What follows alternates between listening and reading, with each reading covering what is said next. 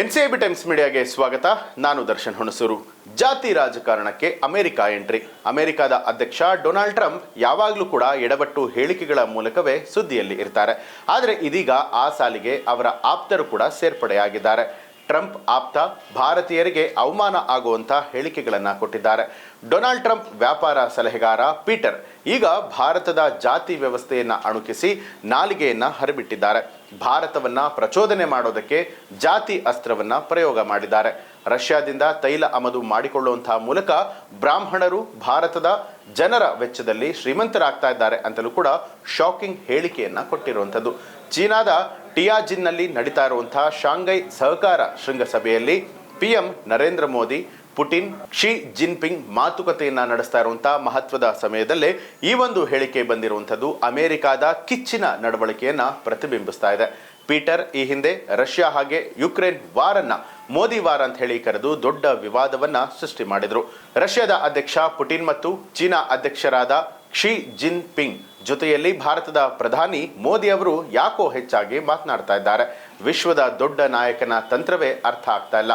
ಭಾರತೀಯ ಜನರಿಗೆ ಹೇಳೋದಕ್ಕೆ ಬಯಸ್ತೀನಿ, ದಯವಿಟ್ಟು ನಿಮ್ಮ ದೇಶದಲ್ಲಿ ಏನು ನಡೀತಾ ಇದೆ ಅನ್ನೋದನ್ನ ಅರ್ಥ ಮಾಡಿಕೊಳ್ಳಿ.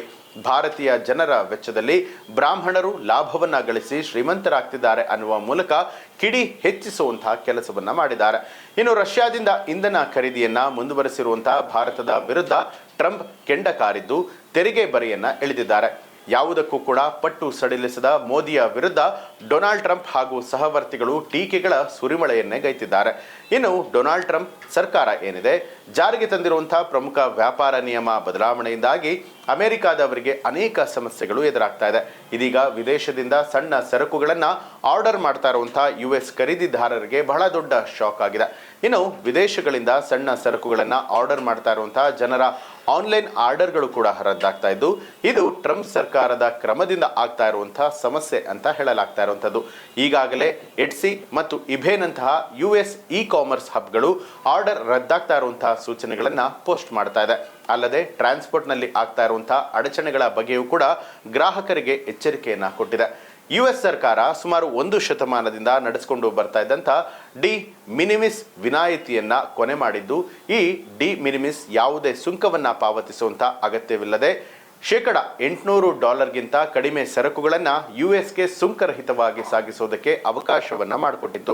ಈ ಒಂದು ನಿಯಮ ಬದಲಾವಣೆ ಆಗಿರುವಂತಹ ಕಾರಣದಿಂದ ಅನೇಕ ದೇಶಗಳು USಗೆ ತಮ್ಮ ಅಂಚೆ ಸೇವೆಗಳನ್ನ ಸ್ಥಗಿತಗೊಳಿಸೋದಾಗಿ ಘೋಷಣೆಯನ್ನ ಕೂಡ ಮಾಡಿದೆ. ಇಡಿ ಮಿನಿಮಿಸ್ ವಿನಾಯಿತಿ ಕೊನೆಗೊಳ್ಳುವಂತಹ ಅಧಿಕೃತ ದಿನಾಂಕದ ಮೊದಲು 30ಕ್ಕೂ ಹೆಚ್ಚು ದೇಶಗಳು ಅಮೆರಿಕಕ್ಕೆ ಟ್ರಾನ್ಸ್ಪೋರ್ಟ್ಗಳನ್ನ ಸ್ಥಗಿತ ಮಾಡೋದಾಗಿ ಘೋಷಣೆ ಮಾಡಿದೆ. ಅಮೆರಿಕದ ಈ ಒಂದು ನಡೆಗೆ ಸಂಬಂಧಪಟ್ಟ ಹಾಗೆ ನಿಮಗೆ ಏನನ್ಸುತ್ತೆ ಅನ್ನೋದನ್ನ ಕಮೆಂಟ್ ಮಾಡಿ ತಿಳಿಸಿ. ಹಾಗೆ ನೀವಿನ್ನೂ ಕೂಡ ನಮ್ಮ ಚಾನಲ್ ಅನ್ನ ಸಬ್ಸ್ಕ್ರೈಬ್ ಮಾಡಿಲ್ಲ ಅನ್ನುವಂಥದ್ದಾದ್ರೆ ಈಗಲೇ ಸಬ್ಸ್ಕ್ರೈಬ್ ಮಾಡಿ ಬೆಲ್ ಐಕಾನ್ ಒತ್ತಿ.